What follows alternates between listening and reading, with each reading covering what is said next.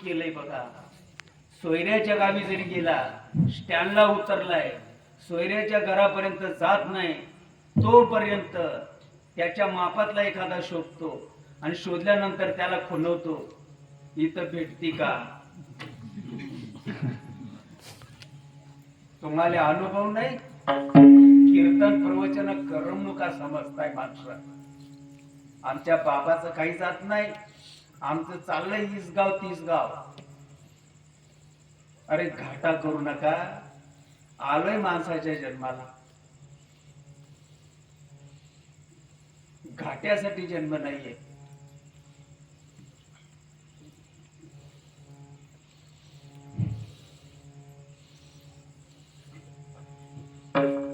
व्यसन पागल करतय माणसाला.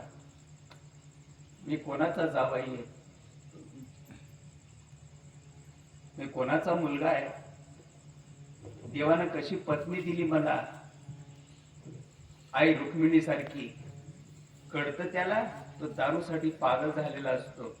मी कोणत्या घराण्यातला आहे, माझं वैभव काय आहे, कळतं त्याला? कळतं नाही कळत. कोणाच्या जवळच्या माणसाच्या लग्नाला जरी गेला तरी त्याच्या तगड्या तिकडच ओढताय. मापाचा माणूस दिसला म्हणजे त्याला असं खुणवतंय, इथं मिळती का? किती बेकार व्यसन लागलंय त्याला. त्या दृष्टांत सोडून द्या. पायाच्या नखापासून माथ्याच्या केसापर्यंत दारुड्याच्या शरीराचा वास घ्या, सडलेला वास येतो. त्या पतिव्रतेला माहिती, आमच्यासारख्या बाजवरूनला माहित नाही. गुटखा खाणाऱ्याचा जसा वास येतो सडलेला, तसा दारुड्याचा वास येतो सडलेला. त्या पतिव्रतेला माहिती.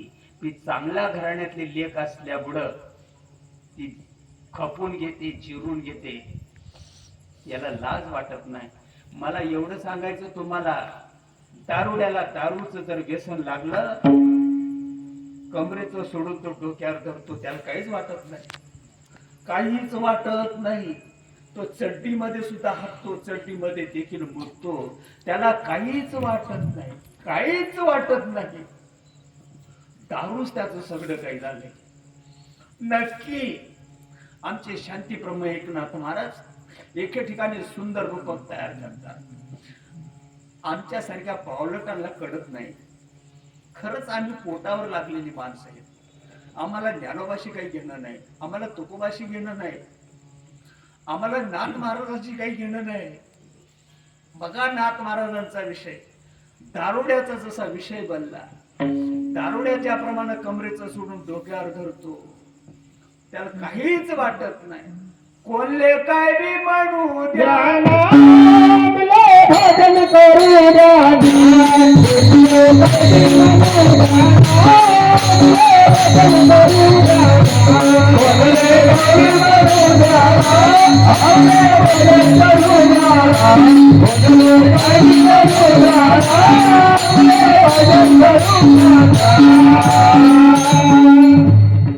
बघा, शांतीब्रह्म एकनाथ महाराजांचं रूपक तुम्हाला मी आज सांगून जातो. शांतीब्रह्म एकनाथ महाराजांना अनुग्रह होता जनार्दन महाराजांचा. तुम्हाला ज्याप्रमाणे परमपूज्य आदरणीय श्रीमंत सद्गुरू संत श्रीपाद महाराजांचा अनुग्रह आहे, त्याचप्रमाणे शांती ब्रह्म एकनाथ महाराजांना देखील जनार्दन महाराजांचा अनुग्रह होता. अनुग्रहामध्ये काही बदल नाही. तुम्हाला जो मंत्र दिलाय तोच मंत्र जनार्दन महाराजांनी शांती ब्रह्म एकनाथ महाराजांना दिला.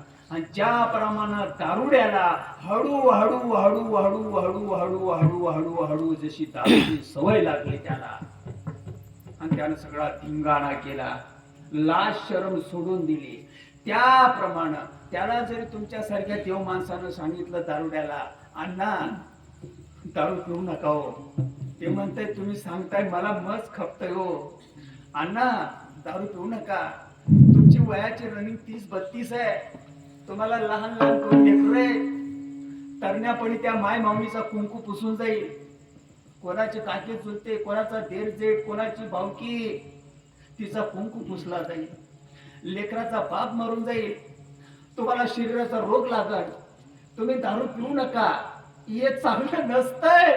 त्याच्या डोळ्यात पाणी येत आहे. ते म्हणताय भाऊ तुम्ही जे सांगताय ते लाख मोलाचं सांगताय, माझ्या बायकोचा कुंकू पुसला जाईल हे देखील मला कळतं.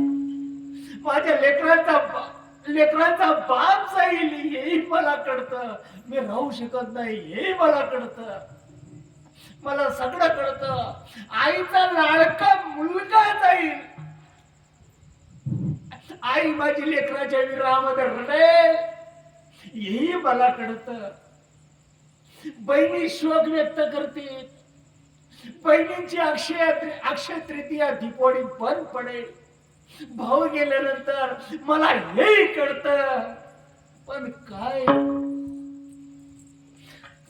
करू? कशी मोहिनी घातली गुरुन, मला वेडच केलंय भरून. शांतीब्रह्म एकनाथ महाराजांच्या जीवनातली स्टोरी मी तुमच्या पुढे आज मांडून जातो. माझ्या या आईच्या 12व्याच्या निमित्तानं मित्र जमत असेल तर बघा प्रयत्न करून. तुम्हाला माझा मुळीच आग्रह नाही. पण नाथ महाराजांचं एक उदाहरण तुम्हाला सांगतो. जनार्दन महाराजांचा अनुग्रह झाला. दारुड्याचे पाय जसे दारूकडेच वळतात त्याप्रमाणे नाथ महाराजांचे पाय, नाथ महाराजांचा श्वास, नाथ महाराजांचं मुख, नाथ महाराजांचा विचार कोणत्या दिशेला जात होत आहे. आणि दुसरे मज नाही आता अशी सुरुवात आहे बघा. आणि दुसरे मज नाही आता नेमलिया चित्तापासून या. पांडुरंग ध्यानी पांडुरंग मनी जागृती सोपनी पांडुरंग. अवघेची त्रिलोक्य आनंदाची आता चरणी जगन्नाथा चित्त ठेले माय जगन्नाथ बाप जगन्नाथ अनाथाचा नाथ जनार्दन एका जनार्दनी एकपणे उभा चैतन्याची शोभा शोभतसे याच जन्मी ओळखी करत मला खरं सांगा बरं. माय मेल्यानंतर लेकरांना जास्त रडू येतं, सुनांना जास्त रडू येतं, धनीला जास्त रडू येतं, नातवंडांना जास्त रडू येतं का लेकीला जास्त रडू येतं? आंडरले जास्त रडू येस का आंड्रूसले जास्त रडू येत? म्हणजे मी लेकरांची टिंगल करतो असा अर्थ लावू नका, असा अर्थ लावू नका. पण रडू कोणाला जास्त येते? लेकीला. मला सांगायला होता काय? लेकीला. असं टोपण बांधलेला माणूस निवड दाराशी उभा येऊन राहिला गावाचा. भाऊ काय येणं काय? ती बिचारी ओसरी झाडते आणि त्यानं जर सांगितलं ताई माय गई बर, हातातली झाडणी सोडून देते.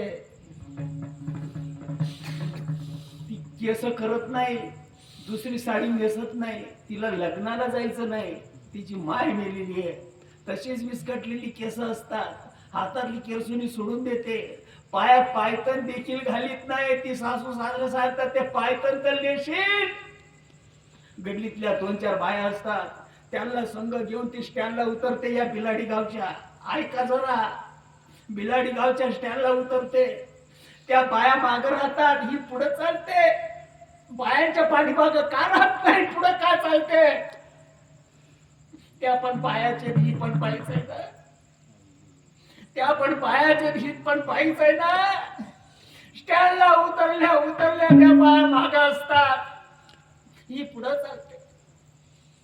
त्या बायांनी मी अंतरावर येतात तोपर्यंत उंबऱ्यापाशी येऊन ठेवते. पायतन काढायची तिला शुद्धी नाही. या बाकीच्या बाया पायतन लपवतात. नित्य वेळी आपलं पायतन आपल्याला सापडायला पाहिजे. इतर बाया पायतन आपल्या परीने लपवतात, ठेवतात. ती लेख लपवत नाही, ठेवत नाही. ती कुठं निघाल्या कुणाला तशीच पायऱ्या चढते, तशीच उंबऱ्याच्या आत जाते. आईच्या नाकामध्ये कापसाचे बोडे बघितल्या बरोबर ती छातड्यावर जाऊन आदरते. गल्लीमध्ये लोक बसलेले असतात, ते लोक कुचकुच करतात, हाई अंडेर रस मी पाहिजे बरोबर, हाई अंडेर होई रे, हाई अंडेर होई. कसं ओळखलं त्यांनी की ही अंडेर आहे म्हणून? नाही डोकं चालत. पापी माणसांचं डोकं चालणार नाही. कीर्तनकारा सगळं पापी माणसांचं डोकं चालत नाही. ती लेख बोक्साबोक्षी रडते, नव बेशुद्ध सुद्धा पडून जाते. का नाही पडत? पडते ना. लेकरं जास्त रडतात, लेकरं जास्त अंकात करतात का लेख जास्त अंकात करते? सद्गुरु वाचून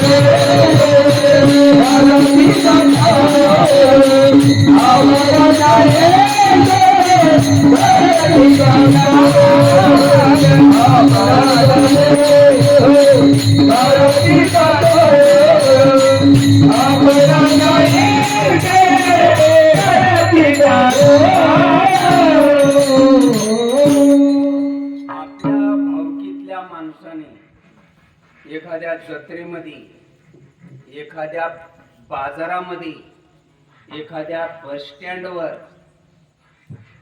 किंवा एखाद्या आपल्या गल्लीमध्ये आपणाला जर आई माईवरून शिवी दिलेली असेल, आपल्या भावकीतल्या माणसाने तरण्यापणी आपणाला आई माईवरून जर शिवी दिलेली असेल, आपण ती शिवी कधी विसरतो? खरं सांगा, विसरतो? तरण्यापणी आपणाला जर कोणी आई माईवरून शिवी दिलेली असेल, आपण विसरतो? शिवी विसरतो? गुरुनं दिलेला मंत्र विसरावा? आणि जो विसरत असेल त्याला नामधारक म्हणावा? मित्र, प्रपंच करायचा, भावकीपेक्षा चांगला देखणा प्रपंच करा. जीवनामध्ये 2 रुपये देखील कोणापुढे मागायची गरज नसावी, असं जीवन जगावा. लाचारीनं जीवन जगू नका, त्याला परमार्थाची जोड द्या. नक्की स्वयंपाकामध्ये मीठ घातल्यासारखं होईल. स्वयंपाकामध्ये मीठ जर घातलं ना, चव येते. प्रपंच करीत असताना, बायका पोरं सांभाळत असताना, नोकरी चाकरी करीत असताना, गुरंढोरं सांभाळीत असताना परमार्थाची जोड लावा. नक्की जीवनाला चव येईल. संसारी असावे, अजूनी नसावे, भजन करावे वेळोवेळा, भजन करावे वेळोवेळा, भजन करावे वेळोवेळा. संसारी असावे, अजूनी